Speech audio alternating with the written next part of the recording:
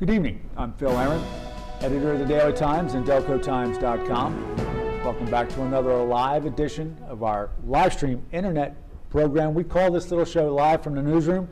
It's where we take the people and the issues that are making headlines here in Delaware County. We bring some of those people together in our newsroom in beautiful downtown Primos, and we talk about the issues of the day. We are once again tonight out on the road. This is the final installment of our glorious partnership with Widener University in the city of Chester, and we are once again located in the brand spanking new Freedom Hall on the campus of Widener, home of their communications department and their state-of-the-art television studio, slightly better than the studio that we have in beautiful downtown Primos. Tonight we're going to turn our attention not necessarily to news, not necessarily the features, to something really much more important than that. We're going to talk some sports tonight, and if it is spring, that means that a young man's fancy turns to baseball. But since we're going to talk about sports, we'll pretty much eliminate talking about the Phillies tonight, and we will instead talk about the Flyers and a somewhat unexpected Stanley Cup playoff run. A reminder to our viewers, we're an interactive show. You can log on to DelcoTimes.com, take part in a live chat. We've been soliciting some questions for our panel during the day, and we'll get to some of those questions in a little bit. I'm joined tonight by several members of our sports department at the Daily Times. We're going to talk a little bit about Flyers. We even have our Eagles beat writer here, and as well as our Union Major League Soccer beat writer. Since we are, in fact, in the city of Chester, we'll talk a little bit about the Union, which plays their home games right here in the city of Chester. To my immediate right is our sports editor and Flyers beat writer, Rob Parent. And then as we move farther out, Matt DeGeorge is a sports writer who also covers the Union for us. And apropos enough, since we're talking hockey, Matt is just off the weekend in the Frozen Four competition down at the Wells Fargo Center. And out on our far right on the lonesome end out there is our Eagles beat writer, Bob Groats. Rob, I'm going to start with you. Getting off to a, I guess you could call it a woeful start, at least an 0-3 start. The Flyers are, in fact, in the playoffs. Anybody expect that? Woeful's an understatement, Phil. They went 0-3 and then they went 1-7 after the move. And I believe they were up to 3-7 and rolling. And after that, and really didn't get it turned around until a West Coast trip after Christmas. Right. Yeah. But started to play very solidly after that. Had a tremendous month of February and month of March, and we're playing real well until this last little stretch drive. They played a number of really, really excellent teams in a row, got a lot of points out of those games, and then hit the skids a little bit and finished up sliding a little to a degree. But I believe for the New York Rangers, they're going to be ready, and I think it's going to be a very competitive series. Were you surprised that early after just 3 games when Ed Snyder, obviously a guy who's known to have somewhat of a quick trigger, went ahead and pulled the plug on Peter Laviolette and moved to Craig Berube? Yeah, I mean, for once, I don't think this was Ed's call. Certainly not completely. I think Paul Holmgren went out on a limb to keep Laviolette over the summer. And this was after, to be honest, I was told this was after a situation of where Holmgren had to be talked out of firing him last season. Yeah. And, kept him over the summer. They had a terrible training camp. They had a very disjointed Ed Snyder called it the worst camp he's ever seen. Yeah, and he had to be told that, by the way. But I think he might have been even a little surprised at how quickly this happened. But, of course, Ed does sign off on all the decisions, and I think this was Paul Holmgren's call. Yeah. Craig Berube was brought here as an assistant coach a number of years ago for a reason, and that's because Paul always did respect the guy. Yeah. He was a Flyers fighter back in the day, but they talked hockey all the time. Paul worked for the organization then. And, Craig has done a tremendous job this year. Matt, a guy who's covered a lot of different teams, a lot of different coaches, do we make too much of this coaching thing and the idea of a change in the middle, really early in the stream, you could say? I think it's a little tough to measure the Berube versus Laviolette, their difference making, obviously because Laviolette had such a short time to work with them, and at least this year.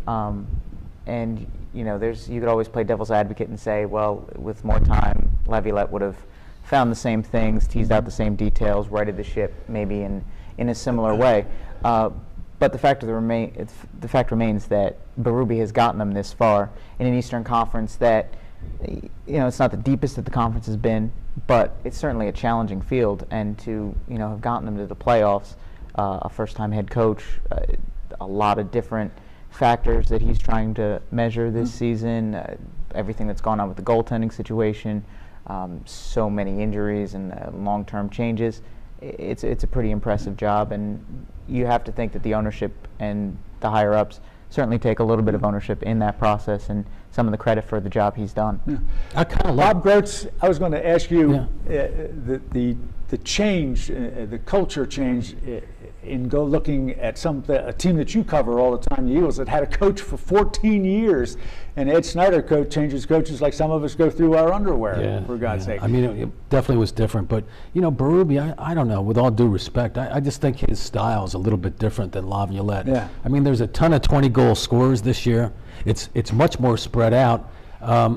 Whether that's going to continue in the playoffs, I mean, this is going to be really interesting. If you had that many guys that can score, you should be in pretty decent shape. Now, I realize, the goaltender situation, the injury there to the starter, that could be obviously an issue. But I kind of like that about Berube.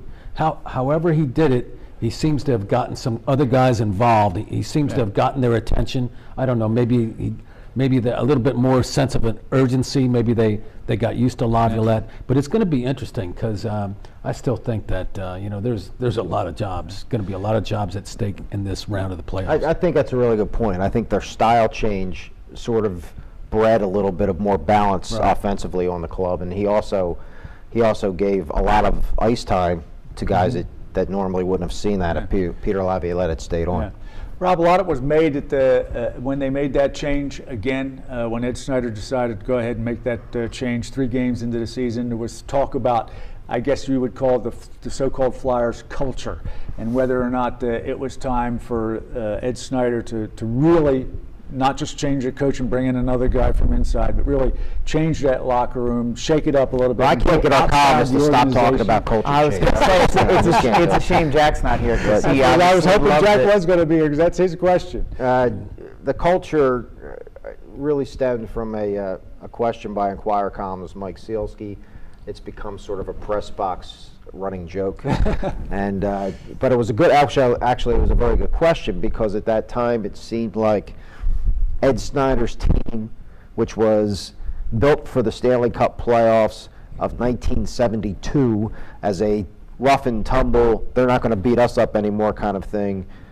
It still seemed like by making Craig Berube a head coach, they were still going to stick with that kind of culture, quote unquote. I mean, there's been quick teams, there's been tough teams, there's been good skating teams, there's been all kinds of different teams in Flyers uniforms over the years.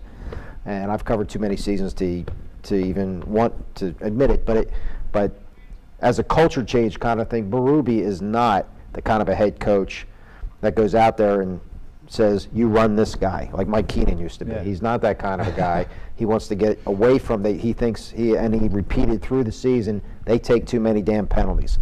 And that is one of their biggest flaws as a club.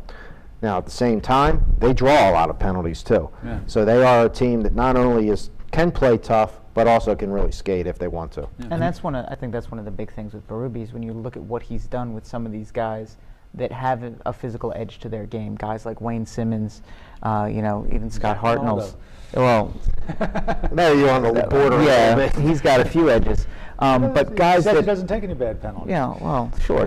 But I mean, guys that are skilled but are also physical, and that's I think going to come into play big time in the postseason because everything gets ratcheted up, everything gets more physical, and you have to be able to play and withstand that kind of physicality. And the fact that the Flyers seem to have forwards that are skilled, but they're not pushovers.